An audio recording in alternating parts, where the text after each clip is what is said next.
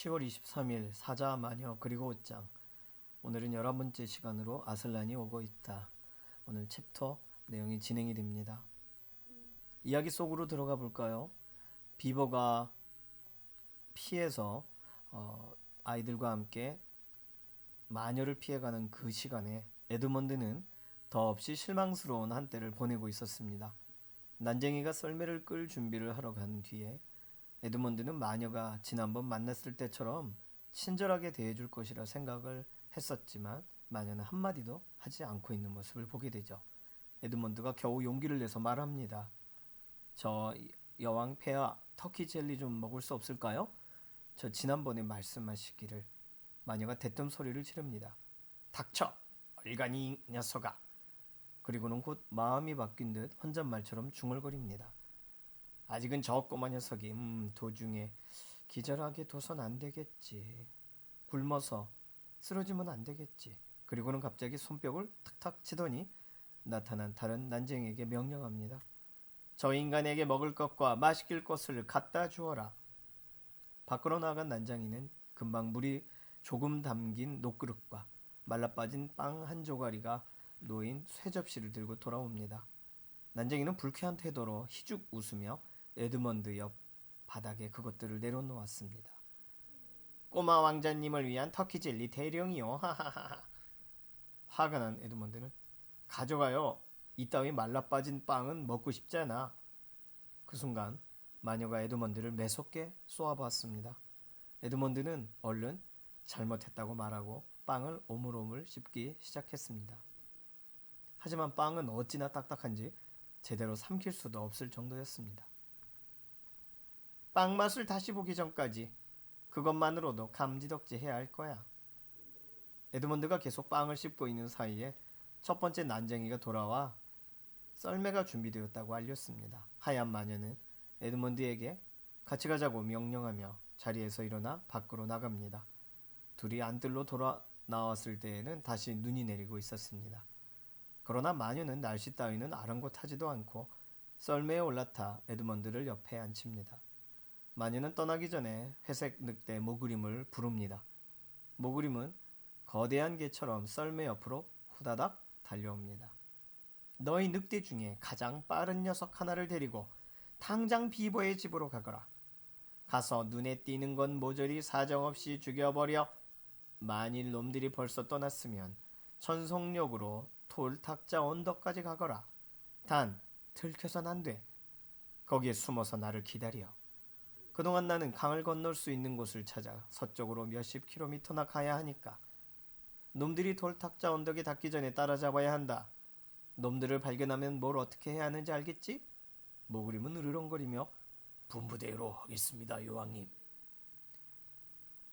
모그림은 곧장 달리는 말처럼 빠르게 눈과 어둠 속으로 사라집니다. 몇 분 뒤 모그림은 또 다른 늑대를 불러내어 비번의 집 냄새를 따라 댐으로 내려갑니다. 그러나 말할 것도 없이 그곳은 비어 있습니다. 만약 그날 밤 날씨가 좋았더라면 비버 부부와 아이들은 끔찍한 일을 당할 뻔했습니다. 늑대들이 곧바로 흔적을 따라 뒤쫓아가서 그들이 동굴에 닿기도 전에 붙잡고 말았을 테니까요. 그러나 내린 눈에 냄새도 발자국도 모두 묻혀버렸습니다. 찾을 수가 없게 된 것이죠. 그러는 동안 난쟁이는 술록에게 채찍질을 해대고 있었고 마녀와 에드먼드는 아치 통로 아래로 빠져나와 어둠과 추위 속으로 나아갑니다. 코트를 입지 않은 에드먼드에게는 악몽 같은 여행입니다.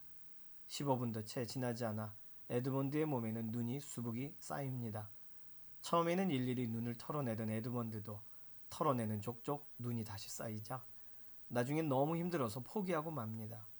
어느새 에드먼드는 온몸이 흠뻑 젖어버립니다. 아, 딱한 에드먼드. 보아하니 마녀는 에드먼드를 왕으로 만들 뜻이라곤 눈꼽만큼도 없는 모양입니다.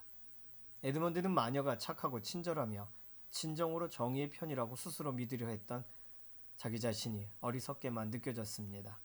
이 순간 형제들을 다시 만날 수만 있다면 무슨 일이든 무슨 짓이든 할 수 있을 것 같은 심정이 들었습니다.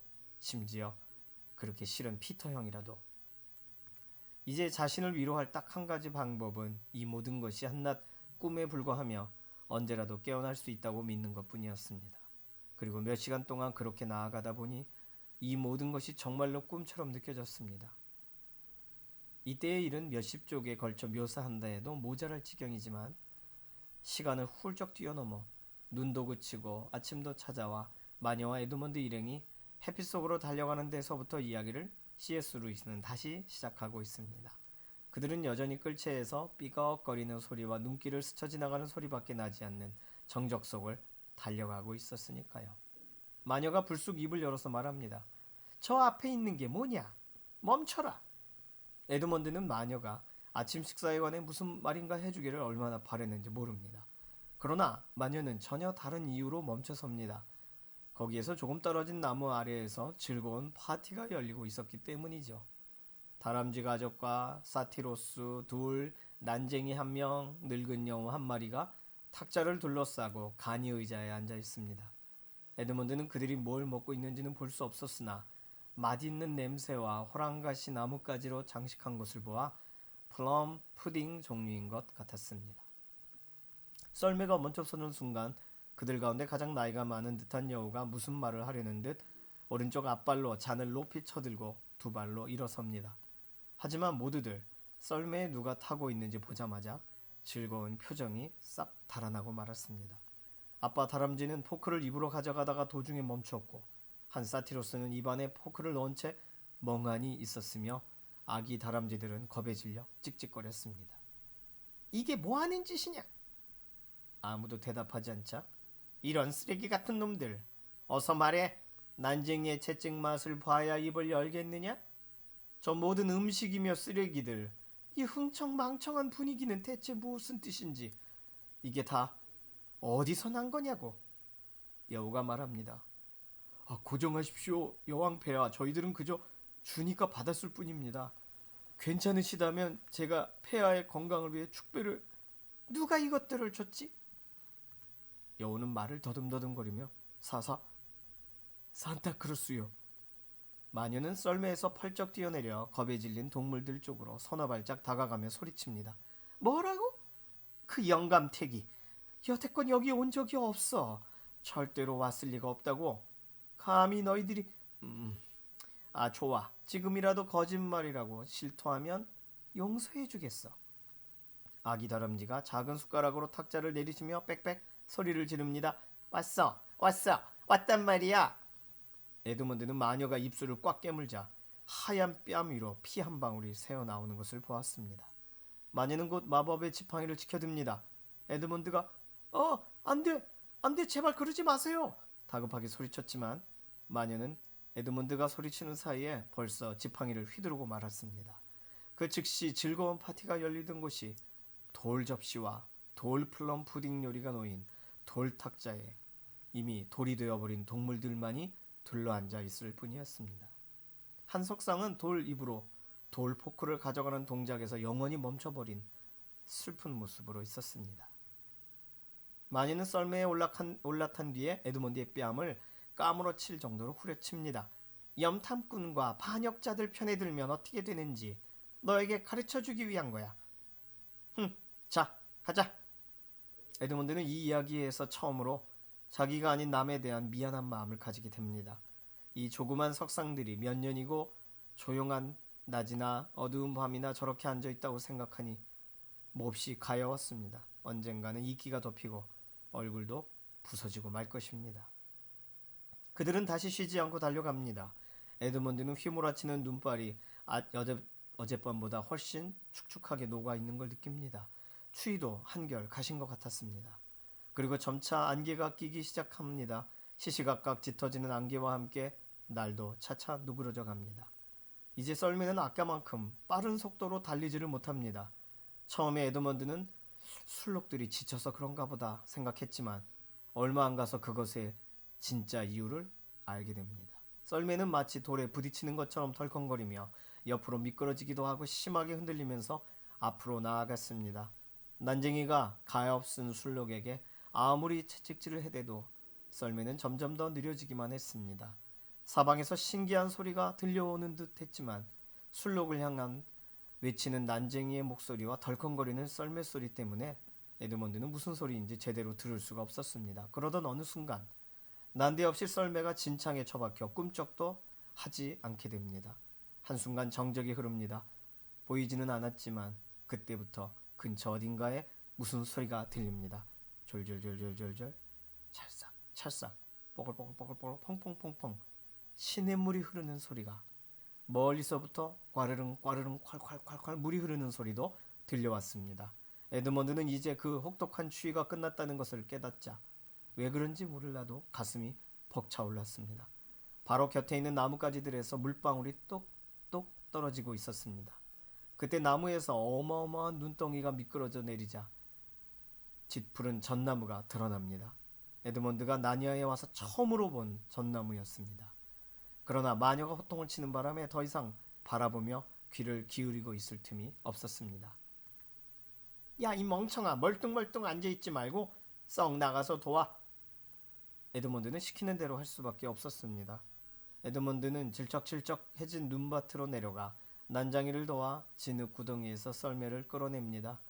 이윽고 썰매를 다 끌어내자 난쟁이가 술록들을 인정사정 없이 닦아 세웁니다. 그러자 간신히 썰매가 움직이고 했지만 조금밖에 가지 못합니다. 이제 눈이 녹으면 사방에서 파릇파릇한 잔디가 돋아나는 것이 보일 텐데요. 여러분이 에드먼드만큼 오랫동안 눈 덮인 세계를 바라본 적이 없다면 끝없는 흰색 뒤에 나타난 초록빛들이 얼마나 큰 안도감을 주는지 상상할 수 없을 것입니다. 잠시 후에 썰매가 다시 멈춥니다. 난쟁이가 말합니다. 소용없는데요, 여왕폐하. 이런 진창 속에서는 도저히 썰매를 끌 수 없습니다. 그럼 걸어가야겠군. 걸어서는 놈들을 따라잡지 못합니다. 게다가 놈들이 먼저 출발했지 않습니까? 마녀는 소통을 치며 말합니다. 네가 내 고문이냐? 아니면 노예냐? 시키는 대로 해. 어서 이 인간의 손을 뒤로 묶고 밧줄 끝을 잡아 채찍도 쥐고 술록의 끌채를 풀어줘. 이제 집으로 돌아가야 되니까. 난쟁이는 마녀가 시키는 대로 했습니다. 몇 분 뒤에 에드먼드는 손이 묶인 채 죽을 힘을 다해 빠르게 걷고 있었습니다. 질척거리는 진창과 축축한 풀에 수도 없이 미끄러지고 미끄러질 때마다 난쟁이한테 욕을 먹거나 채찍으로 얻어맞았습니다. 마녀는 난쟁이 뒤에서 걸어오며 빨리, 더 빨리, 빨리 줄곧 채근했습니다. 초록빛을 뗀 곳들이 점점 넓어지면서 눈 덮인 곳은 주로만 갔습니다. 가면 갈수록 많은 나무들이 눈옷을 후두두 떨쳐버리고 있었습니다. 이내 어느 곳을 둘러봐도 하얀 형체 대신에 짙푸른 전나무들과 싹이 나온 벌거숭이 참나무의 검은 가지들이 그리고 너도밤나무와 느릅나무들이 눈에 들어왔습니다. 이윽고 하얀 안개가 황금빛으로 변하더니 순식간에 사라져버립니다. 숲속으로 싱그러운 햇살이 내려앉고 나무 꼭대기 사이로 파란 하늘이 보이기 시작했습니다. 마침내 더욱 놀라운 일이 벌어졌습니다. 은빛 자작나무들 사이에 오솔길로 돌아 나오던 에드먼드는 땅이 온통 작고 노란 꽃으로 뒤덮여 있는 것을 발견합니다. 자세히 살펴보니 애기 똥풀이었습니다. 물소리는 더욱 크게 들렸습니다. 그들은 시냇물을 건넙니다. 냇물 너머로 살펴보니 갈란투스 풀이 자라고 있었습니다. 에드먼드가 그 풀들을 보려고 고개를 돌리는 순간 난쟁이는 한눈 팔지마 소리를 지르며 심술궂게 밧줄을 잡아당깁니다. 하지만 그렇게 한다 해도 에드먼드가 보는 것을 막을 수는 없었습니다. 5분도 지나지 않아 황금빛, 보랏빛, 하얀빛 크로커스 꽃 무더기가 고목 밑에서 피어나는 것이 보입니다. 그 순간 물소리보다 훨씬 감미로운 소리가 들려옵니다. 그들이 걷고 있는 길 가장자리의 나뭇가지에서 갑자기 새 한 마리가 지저귀기 시작한 것입니다. 조금 떨어진 곳에서 그 소리에 답하듯 또 다른 새의 소리가 들려옵니다. 그러자 그 소리가 무슨 신호라도 되는 양 사방에서 짹짹짹짹 지저귀는 소리가 나더니 5분도 못 되어 숲은 온통 새들의 합창소리로 뒤덮였습니다. 에드먼드의 눈길이 닿는 곳마다 새들이 나뭇가지에 날아와 앉는 모습, 하늘을 날아가는 모습, 서로 쫓고 다투고 부리로 깃털을 쓰다듬는 모습이 보입니다.